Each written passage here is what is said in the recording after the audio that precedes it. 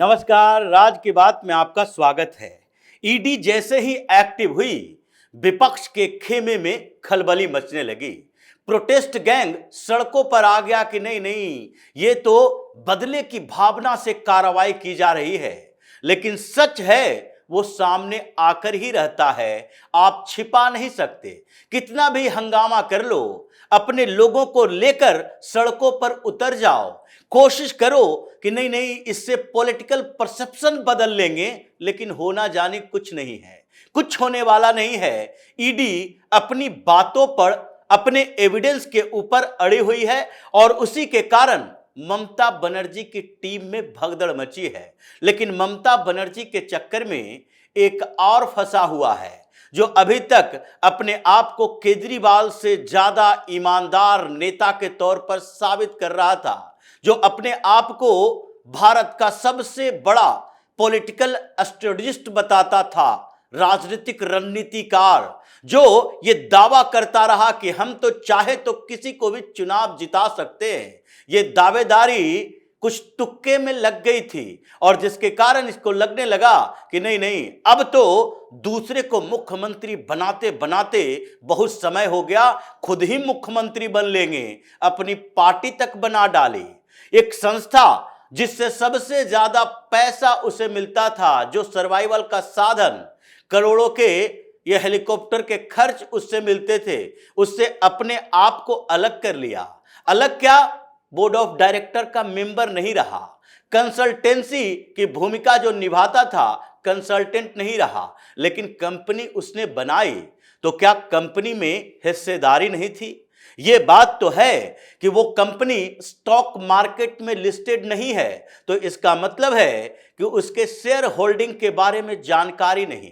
लेकिन जो कंपनी सैकड़ों करोड़ का कारोबार कर रही है, उस कंपनी के माध्यम से जालसाजी चल रही है, तो उस जालसाजी में उसकी भी भूमिका को नकारा नहीं जा सकता। और वो कंपनी और कोई नहीं, आईपैक है। आईपैक और ममता बनर्जी के बनते बिगड़ते रिश्ते, प्रशांत किशोर की भूमिका, और अब लग रहा है कि ममता बनर्जी के चक्कर में ये प्रशांत किशोर भी नप गया। गिरफ्तारी वारंट प्रशांत किशोर के लिए ही निकलेगा, क्योंकि ये भी उसी तरह का राजनेता है जैसे केजरीवाल कभी हुआ करता था। और वैसे ही हवाला रैकेट, वैसे ही ये कैंपेन मैनेजमेंट के नाम पर घोटाले के पैसे की हेराफेरी, पैसे खर्च करना, ये सारे उसी तरीके के आरोप और सबूत दिखाई पड़ रहे हैं जैसे अरविंद केजरीवाल ने शराब घोटाले के पैसे से चुनाव लड़ा और हवाला रैकेट का इस्तेमाल किया। जगह भी वही है, जगह कहीं और नहीं है। चुनाव का ये जो बैटलफील्ड है वही है, ये वही एक राज्य गोवा, जहां पर ममता बनर्जी की पार्टी भी चुनाव लड़ रही थी, अरविंद केजरीवाल की पार्टी भी चुनाव लड़ रही थी, आम आदमी पार्टी और टीएमसी दोनों चुनाव लड़ रही थी। ममता बनर्जी की पार्टी को लग रहा था 2-3 सीटें आ जाए तो हम भी केजरीवाल की तरह राष्ट्रीय पार्टी के राष्ट्रीय अध्यक्ष बन जाएंगे। ये छोटे छोटे स्टेट को टारगेट करने का मकसद ही इन लोगों का यही होने लगा है कि किसी तरीके से 4 राज्यों में 2 से ज्यादा विधानसभा सीटों पर जीत, 10% से ज्यादा वोट ले आए और किसी तरीके से राष्ट्रीय पार्टी का दर्जा मिल जाए। और फिर केजरीवाल जैसे चीख चीख कर कहता है सुप्रीम कोर्ट में भ्रष्टाचार के मामले में राष्ट्रीय पार्टी का राष्ट्रीय अध्यक्ष होने के नाते, अगर डेमोक्रेसी को बचाना है, अगर लेवल प्लेइंग फील्ड तैयार रखना है, तो फिर हमें जमानत दे दीजिए। चुनाव हमारे बिना हो ही नहीं सकता हिंदुस्तान में। ये ममता बनर्जी की पार्टी भी वही कर रही थी। और आईपैक पर जो छापे पड़े हैं उसमें प्रशांत किशोर की भूमिका दिख रही है, क्योंकि वो संगठन है जिसे प्रशांत किशोर ने बनाया था। फाउंडर प्रशांत किशोर और को फाउंडर ये प्रतीक जैन। ये फाउंडर नहीं है, को फाउंडर है। तो फाउंडर और को फाउंडर के बीच ये हिस्सेदारी कितने की थी, अभी तक इस बात का जानकारी न मीडिया में आई, न ही प्रशांत किशोर सामने आकर बोल रहा है कि आईपैक से कोई लेना देना नहीं है, डरा हुआ है। गिरफ्तारी का तलवार प्रतीक जैन के साथ साथ ये प्रशांत किशोर पर भी मंडरा रहा है, क्योंकि ये कंपनी बनी कैसे, क्यों कंपनी बनाने में प्रतीक जैन से ज्यादा किसकी भूमिका रही? ये जितने इन लोगों ने दलाली के पैसे खाए कैंपेन मैनेजमेंट के लिए अलग अलग स्टेट में, वो किसके चेहरे पर मिला?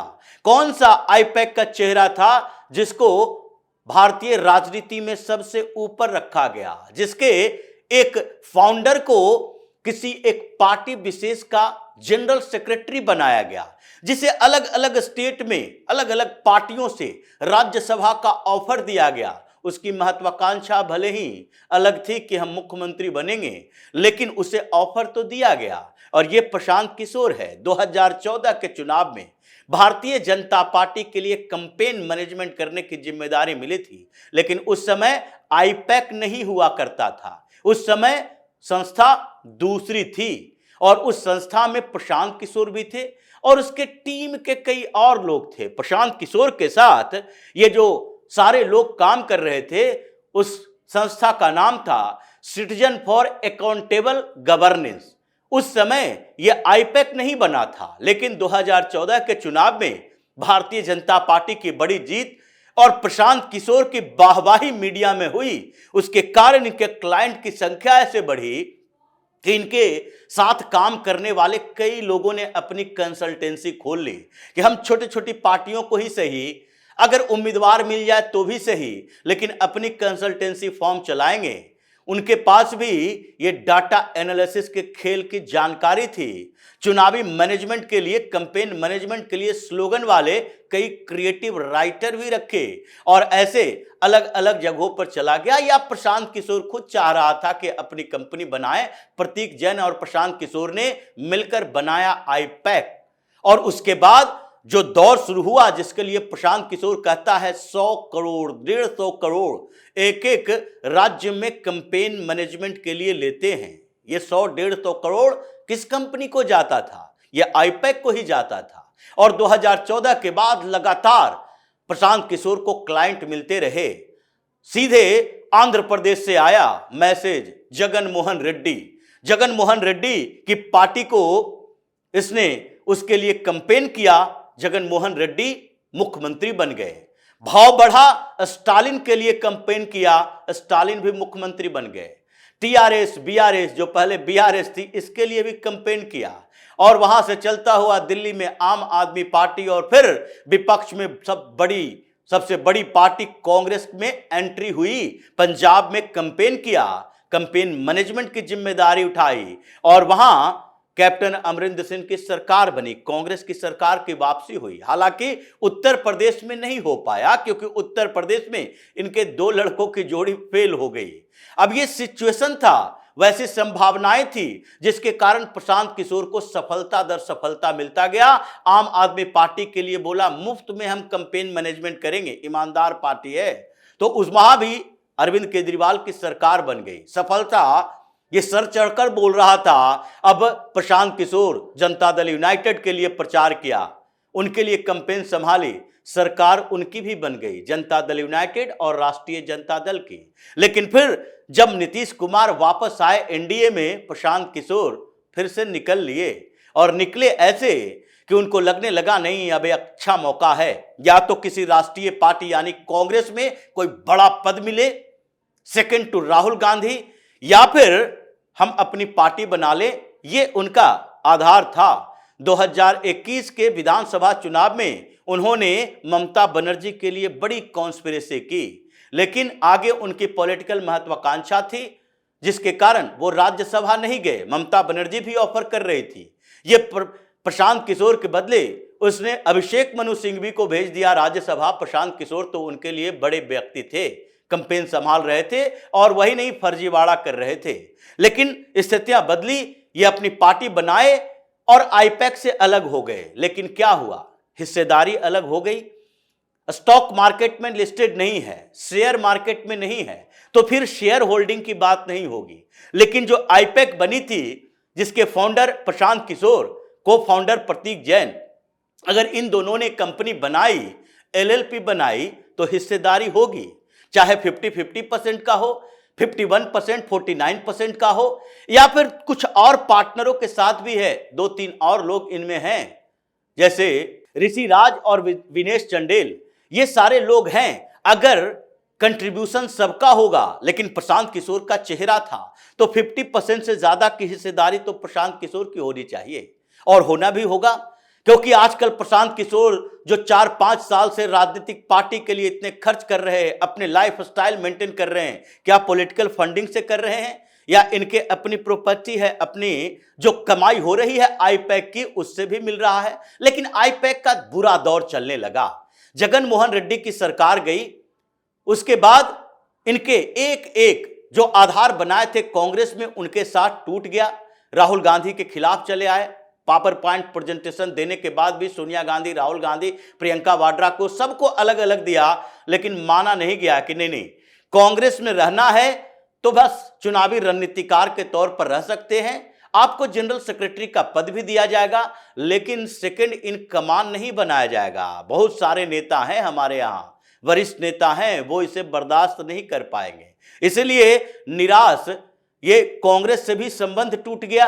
अरविंद केजरीवाल भी चला गया, अरविंद केजरीवाल से भी संबंध नहीं रहा।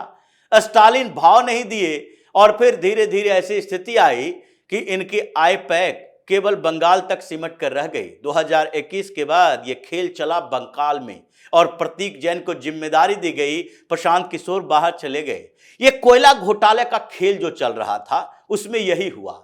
2742 करोड़ का कोयला घोटाला, इसमें बंदरबाट हुई और बंदरबाट ये लाला जो कि बीच में मीडिएटर का काम कर रहा था, उसने पैसे दिए, हवाला के जरिए से पैसे, कोलकाता से सीधे गोवा भी गया। रिकॉर्ड है, एविडेंस है, सबूत है ईडी के पास। 20 करोड़ रुपए कोलकाता से जो भेजे गए गोवा चुनाव में, उसमें अभिषेक बनर्जी का राइट हैंड विनय मिश्रा, उसके कहने पर अनूप मिश्रा ने ये पैसे भिजवाए। और ये सारे रिकॉर्ड हैं कि हवाला रैकेट के जरिए जो पैसे भिजवा रहे थे उसमें प्रतीक जैन की बड़ी भूमिका थी। अभी तो ये शुरुआत है, क्योंकि अभी तक जो लिंक मिले उसी के आधार पर मनी लॉन्ड्रिंग का चार्ज आईपैक के ऊपर लगा है, प्रतीक जैन के ऊपर लगा, 60 गांठ के आरोप लगे। ममता बनर्जी के साथ 60 गांठ बढ़ी क्या कि ममता ने तो पूरे पश्चिम बंगाल को आईपैक के हवाले कर दिया। अब जो जानकारी सामने आ रही है, ममता बनर्जी ने प्रतीक जैन को समझो ये सीएम के बगल वाली सीट दे दिया। हर विधायक तक, हर सांसद तक इनकी पहुंच। आईपैक की टीम बंगाल के अलग अलग कोने में बैठी हुई और वहां पर विधायकों के साथ कैंपेन मैनेजमेंट, डाटा की चोरी, जो सरकारी डाटा है इसकी चोरी करना और उस डाटा का इस्तेमाल गलत तरीके से करना। प्रधानमंत्री आवास योजना में कहां कहां पैसे जा रहे हैं, किन लोगों के पास पैसे जा रहे हैं, सारे डाटा इन लोगों के पास। फिर मिड डे मील स्कीम से लेकर किसको ठेका मिल रहा है, कहां कहां टेंडर मिल रहे हैं, सारे डाटा इन लोगों के पास। सबको फोन कॉल कि कैसे आप टीएमसी से फायदा ले रहे हो, टीएमसी के सपोर्ट में कितने मेंबर बना रहे हो। ये पूरा जो खेल 5 साल से चल रहा था, ईडी ने सबका खुलासा किया।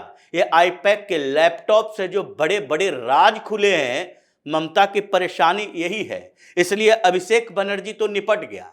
ये पूरा कनेक्शन जो 20 करोड़ के हवाला का मनी लॉन्ड्रिंग के चार्जेज, उसमें फंसे हैं। 4 सांसद और फंसा है और सबसे ऊपर फंसा है ये प्रशांत किशोर, जिसके गिरफ्तारी वारंट की बात चल रही है। डर से वो छुपा हुआ है, एक शब्द नहीं बोल रहा। करप्शन के खिलाफ क्रूसेडर बनने चला था, योद्धा बन रहा था, आज चुपचाप बैठा है, उसी की कंपनी पे छापेमारी हुई। ममता बनर्जी उछल कूद मचा रही है और प्रशांत किशोर दुबका हुआ है, एक शब्द नहीं, मीडिया से बातचीत नहीं। आखिरकार जिसने कंपनी बनाई, जिसका उसमें स्टेक होने की पूरी संभावना है, आज भी वो चुप क्यों है? इसलिए ईडी के ये जो इन्वेस्टिगेशन की दिशा अभी चेंज हो रही है।